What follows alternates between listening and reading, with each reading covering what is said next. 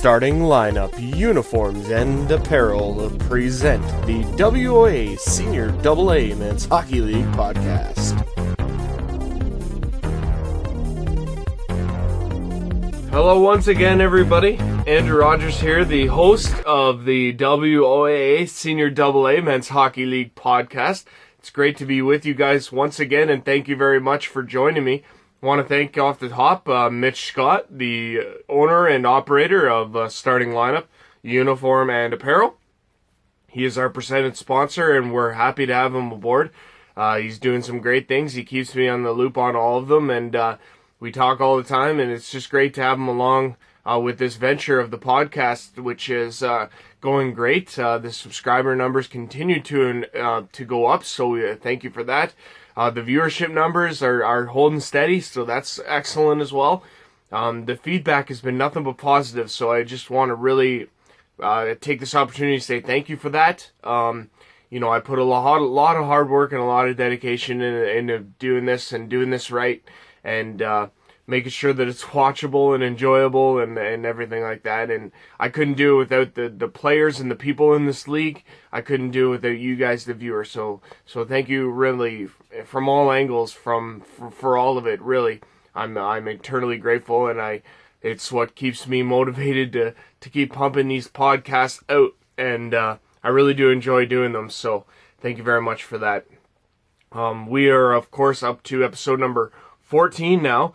It's crazy to think that we came from nothing, and all of a sudden here we are 14 episodes later with a number of viewership and a number of subscribers. So it's been really great, and we continue to move on in these uncertain times when the world could really use just a break to kind of take away from whatever they're doing and just sit down and enjoy some of the podcasts.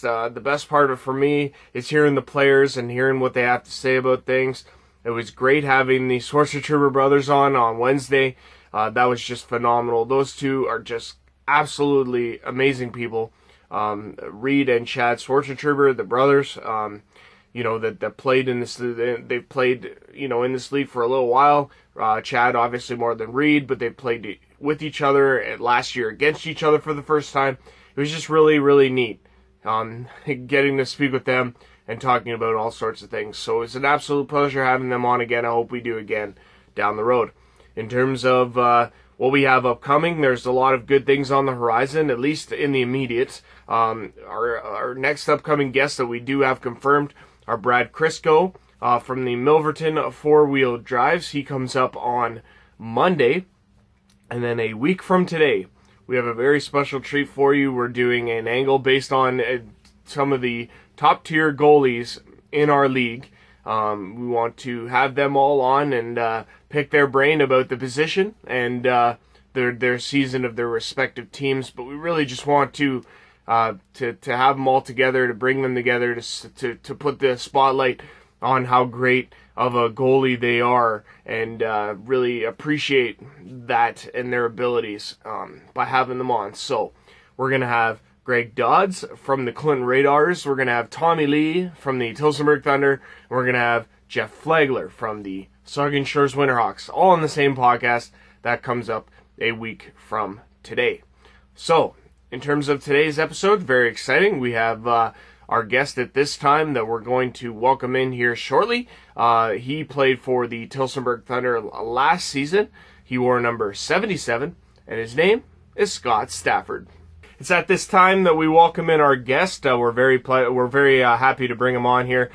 He wore number 77 for the Tillsonburg Thunder last season. His name is Scott Stafford. Scott, welcome to the podcast. Thanks for being with us. Thanks for having me, Andrew. Appreciate everything you're doing with the podcast and the league, and doing a great job marketing it. Thank you very much. I do appreciate that. It's always nice to hear some admiration, even though I don't do it for that. I do it for you guys, and so that you guys get the exposure and the respect that you deserve in this great league. First question I got for you, Scott. I've been asking everybody. When the season ended, COVID basically ruined a lot, or halted it and changed and altered a lot of people's lives in different ways. I just wanted to ask you how you're doing, how you've been through all of it, and now that there's a little bit of light in the tunnel. I mean, at the end of the tunnel, it seems. Just how are things going with you? Things are great. Thanks for asking. Unfortunately, in these unique times, I'm a realtor, so things have slowed down a little bit in the way us realtors conduct business has changed in terms of open houses and seeing clients and stuff like that, but still fairly active with work and trying to keep as much normalcy as possible with the pandemic going on. Yeah, I mean, obviously, yeah, that would be very tough. I mean, not being able to do the open houses, like you say, it's a lot of virtual tours now I've seen, and yeah, it's definitely got to be an adjustment, I'm sure. Now, the pandemic also hit you in a way in terms of the Senior A League that, the other than 6 teams that were still in it when it got shut down can say that it affected you differently, because you guys are right in the thick of things, having been in a battle with Clinton. I mean, you guys take the first game on an unbelievable performance by Tommy Lee, and then drop 3-3 based on what you could say was a controversial decision with the weekend schedule and doing 3-3 in a short amount of time. When the news hit that the season was over, what was your first reaction?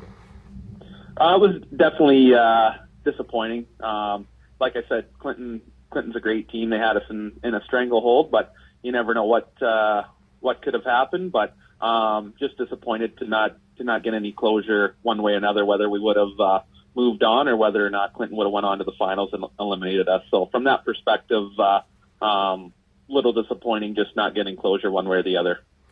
Yeah, no, I can understand that. I mean, in having playing firsthand, like, how intense was that 4 games that you guys played with Clinton?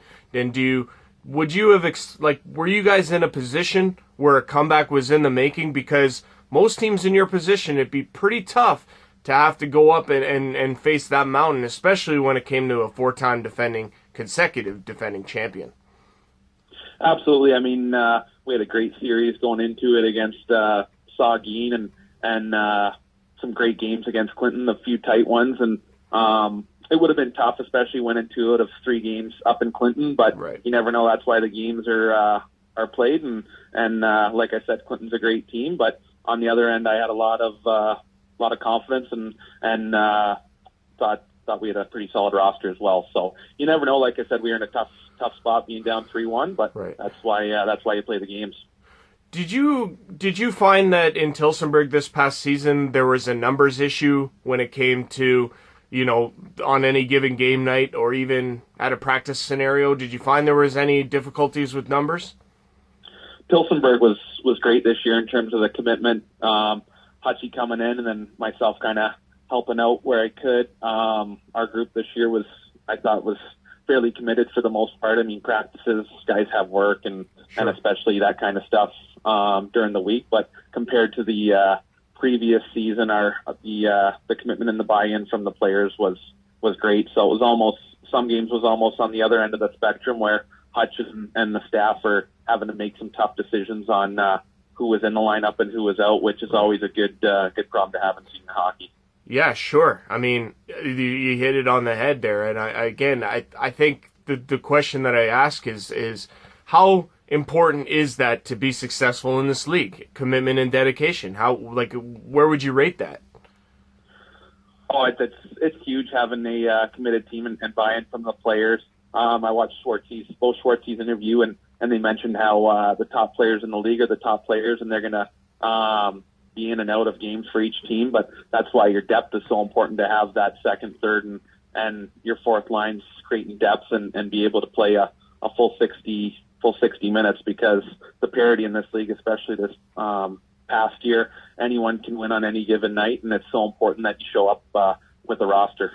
Now, did you find that really interesting about this league last year? How competitive, balanced it was all across the board, that you really didn't know on any given night if you were going to come away with the win?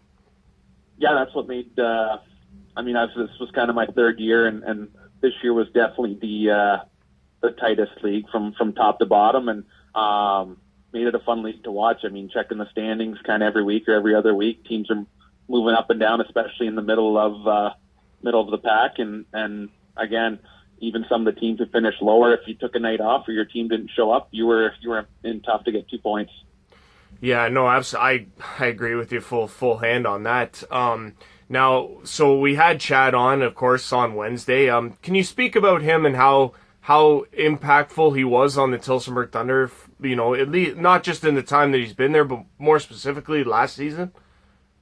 So anytime Chad and I joined Tillsonburg roughly the same time about 3 years ago, and anytime in this league and with Tillsonburg, you can add a player with Chad's hockey background and his experience and being an older player, it's huge. Just on the power play, kind of quarterback and setting things up, and again, kind of being through some league finals and playing in the league for a while. It's great guy to have and fun guy in the room and on the ice, and great for some of the we had him with Langer and a few of the younger defensemen on our team at times, and it was he's just a great guy and great player to have around the team. Right on. He's it's nice that you speak so highly of him. And I want to ask you about Tommy Lee, because he not only was he unbelievable in Game 1 of the Clinton series, but he was also phenomenal in the Saugeen Shores Winterhawks series. As far as anybody I've talked to about that series, they said Tommy was just unbelievable. How vital, when it comes to the Tillsonburg Thunder's success, does that fall on the shoulders of Tommy Lee? Well, a huge credit to Tommy. I think any team who has a run in the playoffs, their goaltenders are most important piece of the puzzle, and Tommy certainly was in the games. We won versus Saugeen and Clinton. He was the one who had the greatest impact, and playoffs he always ramps it up another level and finds another gear and focus, and he was just great. So, but hats off, it was a great series. Against Saugeen and their goalie, I think it's Flagler. He had a great series as well, and Tommy did what he had to help us move on. Yeah, no doubt. I mean, I would have loved to have seen him play. That was actually the one thing that I regretted from this past season covering Minto, was that I did have to miss both Tillsonburg games, which really sucked for me. But, man, I wish I could have made it out for those. But, again, hopefully next season comes to fruition. We'll be able to come out to Tillsonburg and cover a game out there. I want to ask you about the leading scorer from the Tillsonburg Thunder last year, Ryan Stevenson. What are your thoughts on him and how big an impact he had on the Thunder last season? Yeah, similar to Schwartz. He's been in the league a while and played CAS in the OHL, and just great player. He scored some goals this year that some end-to-end rushes, and can shoot the puck and just has a knack for scoring. And then kind of similar to what Schwartzy was saying, just a great guy to have in the room and quite the jokester, and he likes to keep the guys humble, that's for sure. Yeah, no doubt. So in your time, Scott, we're speaking with Scott Stafford from the Tillsonburg Thunder. In your time in the league, it's fair to say that it's evolved and it's come a long way in this short amount of time even that you've been there. What's the biggest change that you've noticed? Just the depth. There's always been since the 3 years, the depth across the league. When I first joined, kind of the top two lines, top 4D on each team were always solid, but there was maybe a little bit of lacking depth on some of the depth chart on some of the teams, but that's year by year. It seems that the league is getting more and more hockey players in it. Yeah, no, definitely. I mean, it's definitely become a younger man's game, and it's definitely a lot quicker. There's not so much of the rock'em sock'em style play that you would have seen in the past, which I think has only boasted this league into another level. And that's what I think is so interesting about this league, is how much it continues to evolve. Now, so you've been, your hockey career spans, from Sarnia, from all the way to Dundas with the Real McCoys, and now to Tillsonburg. I mean, when you first decided to come into the senior A circuit, why Tillsonburg? Why even senior hockey at that point? So I played in Dundas and then went overseas, and when I came back, I had Brad Martin and Carl Wilson and a few of the guys who I grew up playing junior with and buddies. Didn't have to do too much convincing to kind of keep me playing competitive hockey, and just spoke about the team in Tillsonburg and the ownership group with Mike Hawley, and then had a chat with Bill Ryan, who we work pretty closely with throughout the year, and just a great organization. The trainers treat you well. Mike and Scotty, and then just a great group of guys from the first year I got there with kind of Peaker and Balks and Marty and Barks, and then to kind of a bit of the younger group we got now. It's just a real fun spot to play. Right on, right on. Now I want to ask you. So I want you to talk to me a little bit about. So one thing that you're a special kind of entity, and I don't mean that in a negative way, but you're one of the few players, or well, at least probably one of the only players in this whole league that has to play with a little bit of a slight alteration to your game and an adjustment that you've had to make your entire hockey career and your entire life, for more or less. I just wondered if you divulge into that and how that kind of plays into your preparation, I guess, when it comes to this game. So I was born a left-hand amputee, and my parents just wanted me to be like every kind of Canadian Ontario kid, having the ability to play hockey, and not just for the sport, but for the social aspect, and figured out a way to kind of hold the stick and support with my left arm. And then I understood at a young age that maybe was a little bit ahead of the curve back when I was in my minor hockey days, of knowing the importance of skating, and because I did have two able-bodied two legs, that would be very important to me, not having the upper body strength. Sure. But I would have to out-skate and be good on my edges to kind of compete and be able to play at a high level, not having that same upper body strength as other hockey players. Now, do you oftentimes do you find that people are surprised that they see you competing at such a high level? This league is hard enough to compete in, let alone to go in and being a left-handed amputee. I think so. I mean, now I'm getting up there in age, being 30 now, but the greatest compliment that I ever got, whether it was minor hockey or junior or senior when I was overseas, was that fans didn't even know that I was missing my left hand. So wow.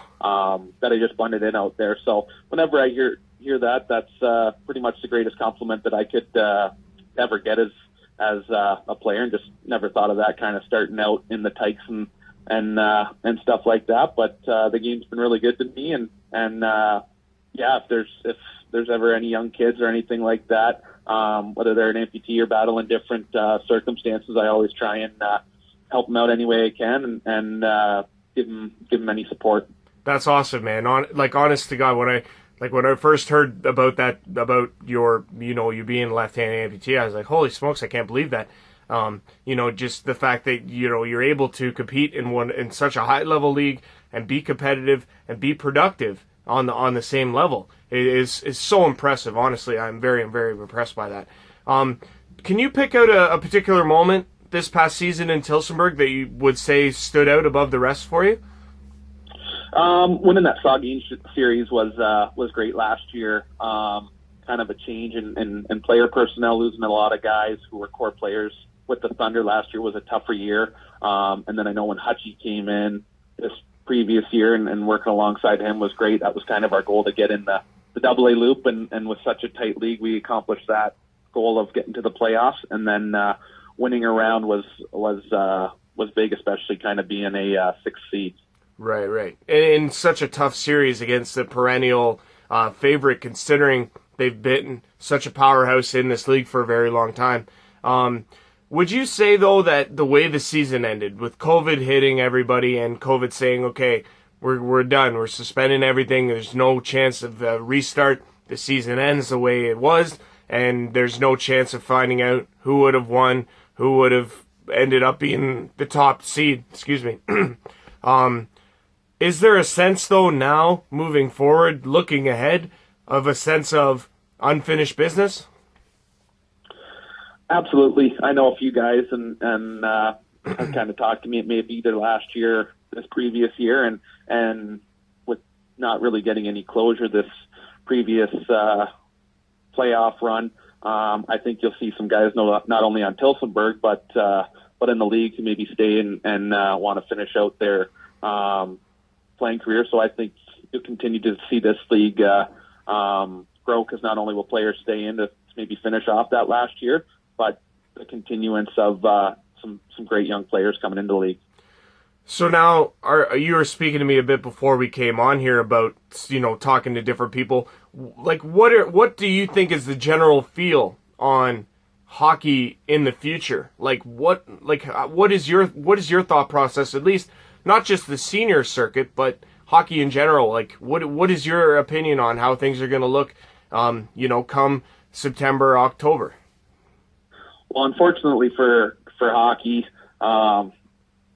it's we all got to kind of follow the ministry and health guidelines that the province and Canada sets out. But me personally, I think what will end up happening is once the rinks can start opening, it'll be small group developments, maybe 5-10 players on at a time, and then maybe into some team stuff, and then eventually with games and tournaments and that kind of stuff. But I think it's going to be in stages that are going to be the guidelines for not only senior hockey, but for minor hockey and junior hockey as well. Is there any part of you that's concerned that there may not be a season at all next year? Yes, I'd be leaning more just kind of with how slow, and I understand the seriousness of this COVID-19, that there has to be a process, and kind of just seeing how everything else, the timeline that how everything else around us has gone. I'm kind of pretty concerned that, let alone senior hockey, that there'll be minor hockey and junior hockey as well, especially at the start of the fall. Maybe in the winter, but again, it'll be a different timeline in my opinion, unless things change drastically. Right. No, I mean, it's no matter what, whenever it comes back, it's not going to be the same. I think we can all agree on that. What would you say, Scott, is your biggest influence when you, in getting you into hockey? Who do you owe your hockey success to? Both my parents, my dad and mom, were unbelievable, and all my family members were so supportive with kind of me being a bit different and just wanting me to be like every normal kid and having those same opportunities. And then I've been fortunate to have a lot of, especially at a young age, great minor hockey coaches who, like I enjoy doing, give back to the game and pass along any knowledge they had on to me. Now, you speak obviously about Father Time kind of reaching up to every one of us, especially in this league that's constantly evolving in terms of becoming a younger man's game and a lot faster and a lot less of a tough and grind and rock'em sock'em type game. Like I said, what is next after hockey for you, Scott? Like what do you see yourself doing once the hockey's done? So I don't think there is ever an after hockey for me. It's such a big part of my life that I'll always be involved in the game in some capacity. Before the previous 2 years to this playing season, I was assistant coach with the St. Thomas Stars Junior B, and enjoyed that, and still do a lot of power skating and development in the St. Thomas and Elgin County area. So I'll always continue to do that. It's something that I enjoy doing, and it's a good little kind of way for me to pay it forward to some of the local kids and coaches. And but yeah, I'll definitely stay involved with the game in some capacity. Now, so you speak of this development that you're running. I mean, in power skating and everything. Is that still ongoing? Not at the moment, not currently. So when I stopped my playing and came back locally here, I teamed up with Mike and Mark Ellis out of Hockey Detail. Mike was previously the one of the skating and skill coaches with the Toronto Maple Leafs and Marlies, okay, and is now in Tampa Bay. So I've been very fortunate to learn some great stuff and work alongside them, and we'll continue to do so. Right on. That's really cool, man. So when it comes, when you look at your hockey career, is there like a particularly funny memory that you have from your hockey career, whether it be from a young age or even more recent? Well, for the guys in Tillsonburg and the guys in the league who've played with me and against me, they know that I'm a jokester as well, and I've kind of learned that being a little bit different, if I'm comfortable and crack some jokes, that everyone kind of opens up and is the same way around me. So you'll hear lots of hand jokes, and we're always shorthanded when I'm on the ice and stuff like wow. that, Andrew. So lots of funny stories for sure. Is there one in particular that you could share with us? Yeah, for sure. So here's So playing some minor hockey and being a younger kid, it's always tough to get the penalty box door down. And so we're playing a game and need some help. So the ref comes over, pushes the door, and said, "You look like you need a hand." And it was by both benches, and said, "Actually, I do." No. So he helped open the door, and both benches are laughing, and so just lots of fun stories. Oh man, that's great. I can almost picture it, and I'm laughing hysterically. That's so like you know what? To know the situation, to know you, and to be comfortable with it, right? And if you find somebody that's not, it's like, oh man, got you good, kind of thing. That's so funny. Exactly. Oh man, that's good. So if you had an opportunity to kind of try and sell this league to people that, were up and coming, I'm personally of the opinion that this league is one of the most competitive leagues that you can play in coming out of junior. So what would your sell be to them to say, okay, guys, come and play in this league or come and play in Tillsonburg? It's because of this. What would you say to that? So the two things that kind of stick out for me in my eyes is just the quality of hockey. It's a great option for players who are either done kind of their pro careers or junior careers or CIS and still looking to play competitive hockey while working and having a family and such on. And then the other thing is there's so many great people in the game of hockey, and this league's no different. That whether it be in Tillsonburg or other teams in the league, it's just a great group of guys and lots of fun, whether you're in the blue line rooms after or dealing with executives or guys like you. There's lots of good people in the hockey world, and this league's no different. So now, when it comes to this game and when it comes to individual teams and locker room, like, how important would you say is it to kind of keep it loose and keep it light in terms of day to day or at least on game days? Yeah, so I mean the biggest difference with senior from other leagues and this league is just trying to do the lineups, because guys have work and commitments and families and stuff like that. So game days, just trying to organize and logistically figure out what your lineup's going to be and who's in and who's out. And then it's no different than anything after the games and some fun up in the blue line clubs. And being in Tillsonburg, we're pretty close to London, so we usually have a couple nights out and some team building events that are good for the boys to come together. Right. Now, having, again, one of the things that definitely weigh on people's minds when it comes to playing this league, I believe, is a fear of being able to maintain your health and be able to maintain, some sort of level of protection and safety out there on the ice, given the fact that, you got to make sure you get to work on Monday. I mean, how much of a fear is that in general? Do you think it's something that weighs heavily on people? How about, especially yourself at this point?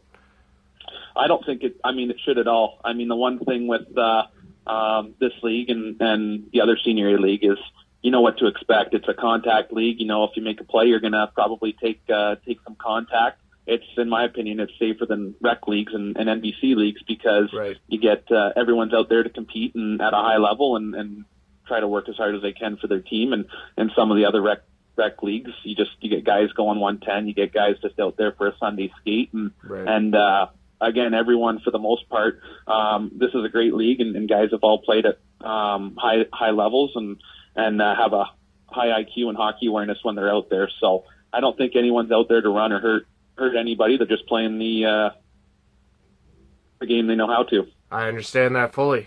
So if and when a season comes to fruition, like I said, if and when it does happen, can we expect Scott Stafford back in the league next year?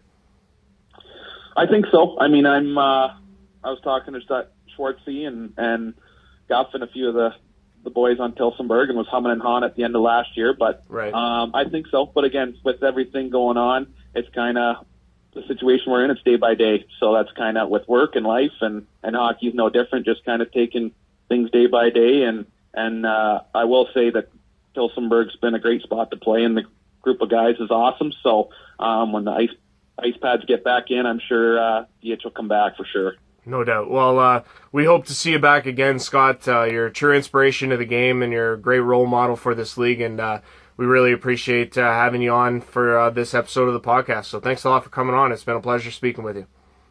Thanks for having me, Andrew. Appreciate all your work for the league, and enjoy your weekend.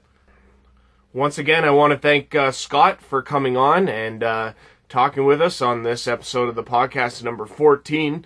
It was a pleasure to speak with him, and I hope we do again down the road. In terms of, like I said, the next episode comes up on Monday, and it's going to feature Brad Crisco of the Milverton of Four Wheel Drives. He also has his own podcast, and maybe we'll get some info on that. Maybe I'll divulge some info on his podcast. We can talk about that. We could talk about the league. I know he battled some injuries last year, so I'd like to get his opinion on that as well. But like I say, we press on and upward with the WOA Senior AA Men's Hockey League podcast. I'm your host, Andrew Rogers. I want to thank Mitch Scott of Starting Lineup Uniform and Apparel. I want to thank Scott Stafford, our guest today. And I want to thank you, the viewer, for watching, once again, the WOA Senior AA Men's Hockey League podcast. Thank you very much for watching. Have a nice weekend. We'll talk to you later.